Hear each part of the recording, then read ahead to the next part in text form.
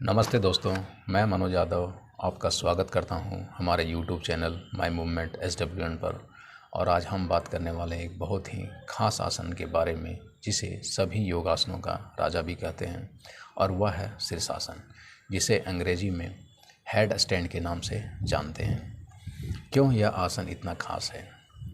इसलिए क्योंकि यह हमारे शरीर को तो स्वस्थ करता ही है, उसके साथ साथ हमारे मानसिक स्वास्थ्य को स्तर को भी बढ़ाने में मदद करता है, और साथ ही साथ हमारे आध्यात्मिक मार्ग को भी प्रशस्त करने में यह बहुत ही ज़्यादा सहायक है।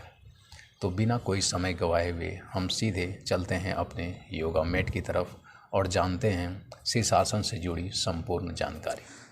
शीर्षासन के अभ्यास के पूर्व आपको इन दो योगासनों को आपको अभ्यास कर लेना है। इसमें पहला है दंडासन और दूसरा है अधोमुख शवासन। इसके अभ्यास से हमारे शरीर की संपूर्ण मांसपेशियाँ अच्छी तरीके से व्यवस्थित हो जाती हैं और हमारी फ्लेक्सिबिलिटी भी इम्प्रूव हो जाती है, जिससे शीर्षासन को परफॉर्म करने में हमें मदद मिलती है और हम उसे आसानी से कर पाते हैं। सर्वप्रथम अपने आप को वज्रासन की स्थिति में आएं। उसके उपरांत अपने आप को कमर के हिस्से से ऊपरी भाग को मोड़ते हुए बलासन की स्थिति में जाएं। दोनों हाथों को इंटरलॉक करते हुए ज़मीन पर रख दें, अपने घुटनों से 8 से 10 इंच की दूरी पर, और माथे के ऊपरी हिस्से को उस इंटरलॉक हाथ के सहारे ज़मीन में टिका दें और अपने टोस पे आते हुए अपने कूल्हों को उठाएं और इस स्थिति में आ जाएं। शुरुआती दिनों में आप अपने घर की दीवारों का भी सहारा ले सकते हैं शीर्षासन करने के लिए, या किसी साथी को अपने साथ रख सकते हैं जो आपको शीर्षासन करने में मदद करें। दीवारों पर दोनों हील्स को इस प्रकार से टिका दें और एक एक पैर करके स्विच करें और बैलेंस करने का अभ्यास करें। कुछ दिनों बाद आप शीर्षासन को करने में सफल हो जाएंगे।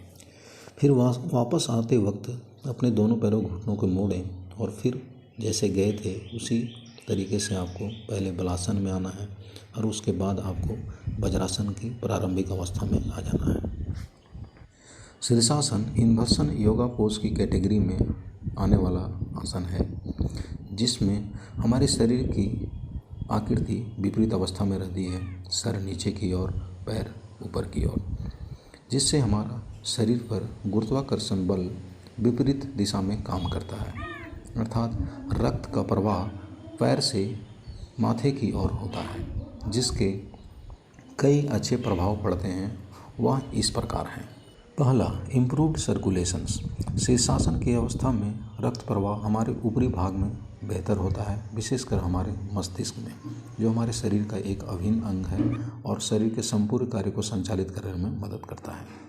दूसरा, इन्हांस डिटॉक्सिफिकेशंस।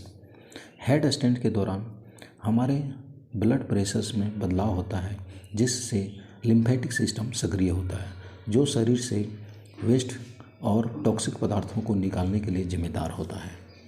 तीसरा, बेटर डाइजेशन। विपरीत ग्रेविटी के चलते बेहतर ब्लड सप्लाई हमारे इंटरनल ऑर्गन्स को मिलता है, जिससे उनको ज़रूरी न्यूट्रिएंट्स मिलते हैं और समय के साथ साथ वह मजबूत और बेहतर कार्य करने में सक्षम हो पाते हैं। चौथा, promote relaxation and reduces stresses. शीर्षासन के अभ्यास से हमारे शरीर में पैरासिम्पैथेटिक नर्वस सिस्टम एक्टिव होता है, जो रिलैक्सेशन और स्ट्रेस मैनेजमेंट के लिए रिस्पॉन्सिबल होता है। प्रिकॉशन के तौर पर जिनको हाई ब्लड प्रेशर हो या पीठ या गर्दन या गर्भाशय संक्रमण की समस्या हो, तो उनको शीर्षासन का अभ्यास करने से बचना चाहिए।